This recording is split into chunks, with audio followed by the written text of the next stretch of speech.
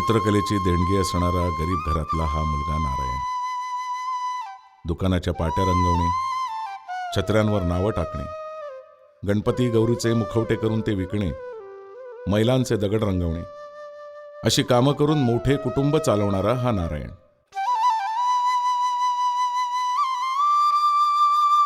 पुढे हा नारायण शेळके सरकारी अधिकाऱ्याच्या घरी कामाला राहतो. त्यातून मध्यमवर्गीय जीवनशैली आणि खूप काही आत्मसात करतो. इंटरमिजिएट ड्रॉइंग परीक्षा पास होतो. रंगकाम आणि छापकाम कोर्स करतो. भोर इंडस्ट्रीमध्ये कामाला लागतो. जेमतेम 100 रुपये पगार. त्यामुळे लग्नाबाबत निरुत्साह. पण एका श्रीमंताच्या मुलीशी लग्न होते.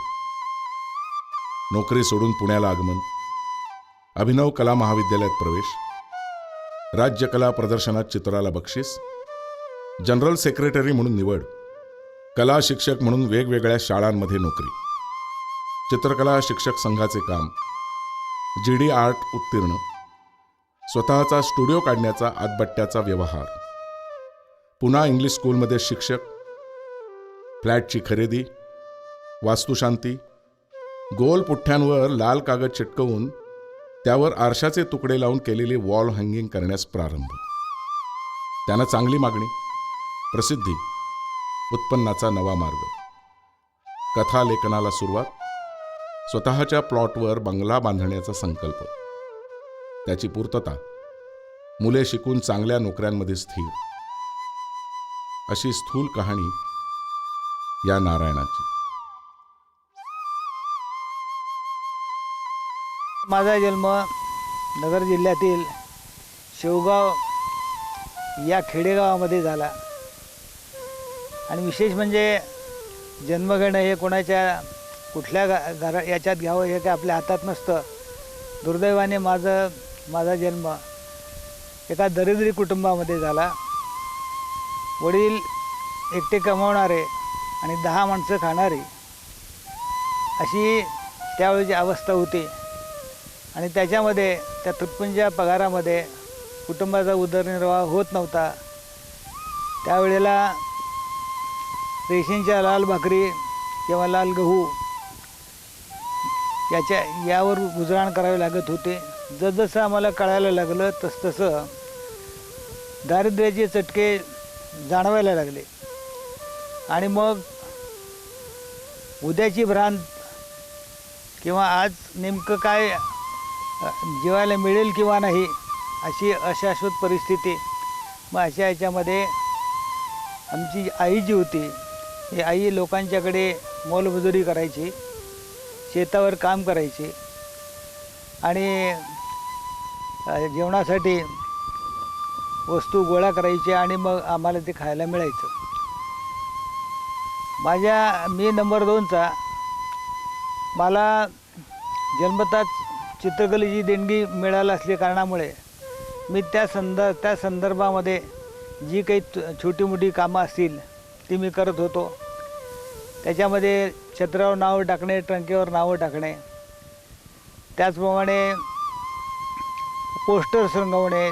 त्या काळामध्ये तिथं प्रिंटिंग प्रेस किंवा पेंटर्ससुद्धा त्या गावामध्ये नव्हते. मग यात्रेच्या पाट्या रंगवणे, निवडणुकीच्या पाट्या रंगवणे किंवा लोकांच्या दारावरती लग्नप्रसंगी बालदार, चोपदार, गणपतीचं चित्र काढणे, लग्नाचे चौरंग बनवून देणे, असे असंख्य कामं मी करत होतो आणि थोडाफार प्रपंचाला हातभार लावत होतो. सरकारी कृपेने माझं शिक्षण इयत्ता 7वीपर्यंत झालं. सरकारी कृपेने म्हणण्याचा अर्थ असा की शिक्षण ते फुकट होतं, एक पैसा खर्च येत नव्हता. आणि 7वी नंतर माझं शिक्षण थांबलं. आणि पुढे काय हा मोठा प्रश्न उभा राहिला.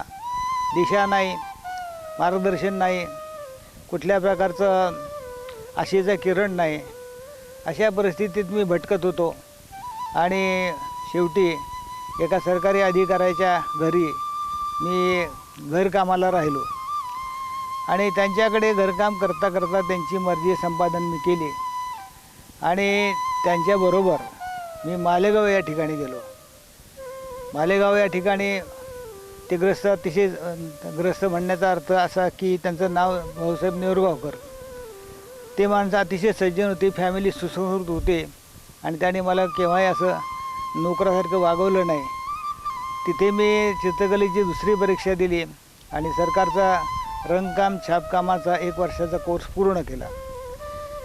त्या ग्रस्तांची बदली 2 वर्षात भोरला झाली. तो योगायोगाने भोर इंडस्ट्रीज लिमिटेडमध्ये काम करणारे ग्रस्त शेजारीच राहत होते. त्याने माझी चौकशी केली आणि म्हटले, तुम्ही काय शिकला, तुमचं म्हणजे हे काय विशेष क्वालिफिकेशन वगैरे. तर म्हटलं, बाबा मी तर काही फार शिकलेलं नाही आहे, पण माझी चित्रकलेची दुसरी परीक्षा झालेली आहे आणि मी रंगकाम छापकामाचा कोर्स पूर्ण केलेला आहे. ते म्हणले, अर्ज लिहून द्या, मी आमच्या कंपनीमध्ये ट्राय करतो. आणि आश्चर्य असं की संध्याकाळी ते ग्रस्त कंपनीत आल्यानंतर म्हणाले की तुम्हाला इंटरव्ह्यूला बोलवलं आहे. दुसऱ्या दिवशी मी इंटरव्ह्यूला गेलो. माझा इंटरव्ह्यू झाला आणि त्याने मला ॲप्रेंटिस म्हणून तिथे लावून घेतलं. महिना 25 रुपये महिना मिळत होता. अर्थात तो 25 रुपये महिना ते काही उत्पन्न नव्हतं, परंतु एक बुडत्याला काडीचा आधार याप्रमाणे त्याच्यावर मी समाधान मानलं. त्या ठिकाणी मी माझी कामसुवृत्ती, चिकाटी आणि प्रामाणिकपणा यामुळे मी तिथे लोकांच्यामध्ये हे आपुलकीचं स्थान मिळवलं आणि पुढे मला मग एका शिफ्टमध्ये काम करण्याची संधी मिळाली. एक शिफ्ट माझ्याकडे असायची, परंतु कंपनी पगार मात्र वाढवून देत नव्हती. आता अशा परिस्थितीमध्ये माझं आयुष्य हे एक चमत्कारानेच भरलेलं मला हलकत नाही की पुण्याच्या एका सधन ग्रस्ताने त्याच्या मुलीचा विवाह माझ्याशी व्हावा अशी इच्छा प्रगट केली. घरच्या लोकांनी त्याला हे दिला, ते उचलून धरलं. माझा अर्थ त्या ठिकाणी विचार काही फारसा केला गेला नाही की माझं उत्पन्न काय, मी संसार करू शकेल का, काही नाही आहे. आणि अशा परिस्थितीमध्ये माझा विवाह झाला. पत्नी उषा ही इंटरपर्यंत शिकलेली होती आणि मी फक्त 7वीपर्यंत शिकलेलो होतो. हा एक विरोधाभास होता. तरी एकुलती एक असून श्रीमंताची मुलगी होती, गाडीत फिरणारी, आणि मी 5 चपला न घालता फिरणारा एक दरिद्री मनुष्य होतो. पण तरी आमचा तो विवाह झाला. याला मी चमत्कारच म्हणतो. नारायणराव शेळके हे माझे मेहुणे. तसं पाहिलं तर ते चुलत मेहुणे, पण मला हे चुलत म्हणायला आवडत नाही, कारण मी आणि माझी बहीण एकाच जॉईंट फॅमिलीमध्ये राहत होतो. त्यामुळे ती माझ्या सख्ख्या बहिणीपेक्षाही जास्त प्रिय होती.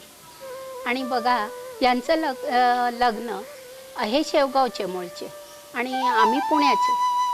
पण देवाची बघा कसं हे असतं की त्या दोघांची जोडी वरती जुळलेली होती.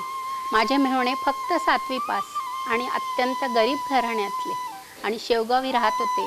आणि माझी बहीण एकुलती एक आणि अतिशय श्रीमंत घरातली आणि एकुलती एक मुलगी आणि शहरात वाढलेली.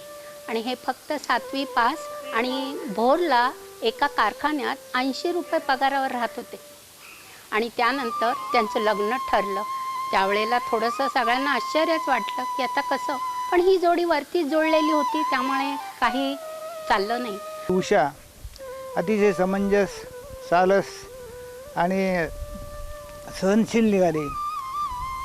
तिने तिच्या शिक्षणाचा, तिच्या श्रीमंतीचा कुठल्याही प्रकारचा वास किंवा गर्व कधी केला नाही आणि माझ्याबरोबर संसार करायला लागली. परंतु त्या मिळणाऱ्या त्यावेळेस मला 80 रुपये पगार मिळत होता आणि त्या 80 रुपयामध्ये आमचा संसार काही भागत नव्हता.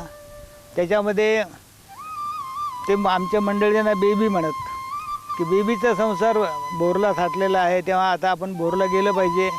भोरला गेल्यानंतर धरण आहे, आंबवडा आहे, झुलता पूल आहे, या सगळ्या गोष्टी बघायला मिळतील. म्हणून ते ट्रिपा शनिवार रविवारी यायला लागल्या आणि माझी मात्र ओढाताण व्हायला लागली की त्या परिस्थितीमध्ये मी काहीच करू शकत नव्हतो. कर्ज व्हायला लागलं, लोकांचे पैसे उसनवारी व्हायला लागली आणि अशा परिस्थितीत मी मेटाकुटीला आलो आणि मी नोकरी सोडून दिली, राजीनामा दिला. आणि 2 वर्षामध्ये तो मी संसार तो गुंडाळला आणि सासूरवाडीला आलो. अर्थात मी नोकरी सोडली, सासरची श्रीमंत आहे, आता याला काय करायचं, हा काही नोकरी करणार नाही, हा तर इथेच आपल्याला याला पोसावं लागेल वगैरे, अशा त्या लोकांची एक समज होता. आणि त्यामुळे माझं त्या ठिकाणी स्वागत अतिशय थंड स्वागत झालं आणि उपेक्षिताचं जिणं माझ्या वाट्याला आलं. परंतु मी जिद्द सोडली नाही. मी तसाच कोडग्यासारखा त्या ठिकाणी राहून मी एका वर्षामध्ये घरी अभ्यास करून चांगल्या प्रकारे मॅट्रिक पास झालो आणि माझी पुढची मार्ग मोकळे झाले. 1 वर्षाचा मग मी DTCचा कोर्स पूर्ण केला आणि शिवाजी विद्यालय देहू या ठिकाणी मी चित्रकला शिक्षक म्हणून रुजू झालो. माझे गुरु श्री नारायण शेळके यांच्यामुळं आज मी खऱ्या अर्थानं उभा आहे, चित्रकार म्हणून उभा आहे. शालेय जीवनामध्ये अगदी 5वीपासून 10वीपर्यंत, ॲक्च्युली मी 10वीपर्यंत शिकलोच नाही, पण 9वीपर्यंत त्यांचा सहवास मला इतका झाला की त्यांनी ज्या ज्या मार्गावरून जायला सांगितलं, धडाडीनं स्पर्धेमध्ये भाग घ्यायला सांगितलं आणि त्यांची जिद्द ती माझ्या कामाला आली. आणि त्या जिद्दीनं मी जे काही कामं करत राहिलो, त्या कामाच्या जोरावर आणि त्यांच्या आशीर्वादाच्या जोरावर मी आज चित्रकार म्हणून पुण्यामध्ये उभा आहे. सरांचं एक वैशिष्ट्य असं आहे, जो चांगलं काम करणारा विद्यार्थी आहे त्याच्या पाठीशी सातत्यानं उभं राहायचं, त्याला जे काही लागेल ते मटेरियल पुरवायचं आणि ते सर्व त्यांनी माझ्या बाबतीत केल्यामुळं मला चित्रकला शिकणं फार अवघड गेलं नाही. दुसरी गोष्ट, त्यांच्यातला एक गुण असा आहे, एखादा जर विद्यार्थी होतकरू आहे, त्याच्या अंगात कलागुण आहेत, परंतु पैशाचं बॅकिंग त्याला जरा कमी आहे, तर अशा विद्यार्थ्याला ते उचलून धरून पुढं घेऊन जाणं हे जास्त महत्त्वाचं आहे. तर त्यांनी मला रंग, जे काही साहित्य लागतं ते पुरवून बाहेरगावी मद्रास, मुंबई, कलकत्ता इत्यादी ठिकाणीसुद्धा त्यांनी स्वतःहून माझे फॉर्म भरून माझ्यापर्यंत आणून दिलेले आहेत. आणि जाण्या येण्याच्या खर्चासहित एखाद्या विद्यार्थ्याला पुढं नेणं हा त्यांच्यातला जास्त मोठा गुण आहे. दुसरं एक वैशिष्ट्य, सरांचं म्हणजे स्टेज डेकोरेशन 50 फूट असो नाही तर 10 फूट असो, जिद्दीनं धडाडीनं माझ्यासारखे जे काही विद्यार्थी काम करणारे आहेत त्यांना हाताशी धरून, त्यांना मार्गदर्शन करून एवढं मोठं स्टेज डेकोरेशन करून घ्यायची कला त्यांच्यात जास्त महत्त्वाची आहे. ती आजकाल जास्त इतर कला शिक्षकांमध्ये प्रामुख्यानं दिसून येत नाही आहे. अशा पद्धतीनं जर कला शिक्षकांना विद्यार्थ्यांसाठी काम केलं तर मला वाटतं माझ्यासारखे शेकडो विद्यार्थी तयार होतील आणि आज एक चित्रकार लोकांची संख्या झपाट्यानं वाढेल. आणि झपाट्यानं वाढण्यासाठी अशा लोकांचं मार्गदर्शन, अशा लोकांचा आशीर्वाद असायला पाहिजे असं मला वैयक्तिक वाटतंय. माझं कर्तृत्व पाहिल्यानंतर सासऱ्यांना माझ्याबद्दल म्हणजे जे काही राग होता तो नाहीसा झाला आणि त्यांना समजलं की हा मुलगा होतकरू आहे, याच्या अंगामध्ये काही गट्स आहेत. मग त्यांनी मला सपोर्ट देण्याचा निर्णय घेतला आणि मग म्हणाले, तुम्हाला काय शिकायचं असेल ते शिका, तोपर्यंत माझ्याचकडे राहा.